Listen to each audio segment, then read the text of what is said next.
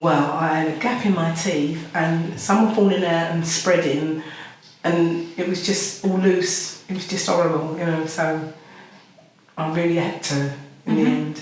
I did look round at quite a few. I kind of went to one that wanted to charge me a fortune, literally, and he wasn't very helpful. So I just went on, and then I just done it by just phoning people and asking them. And I think I spoke to Lisa, and she was nice, and they said, come in and have a look and see what we can do. So it was me by looking at them to like get rid of some, so I chose them.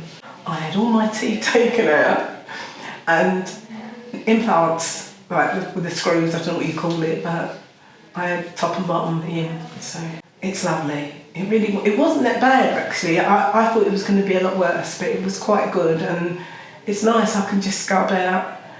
They didn't even know when I had the others in, when I had my temporaries in, they thought they were my teeth anyway, so, and they were saying, oh, they look good, but I've got these in and no one's really noticed a change, but I suppose that's a good thing. Very professional. I mean, more professional than I ever thought my own little dentist, and everyone has been wonderful, you know what I mean, helpful. Lovely. Always smiling, a nice man, explained it all to me, and I just kind of went with whatever he said.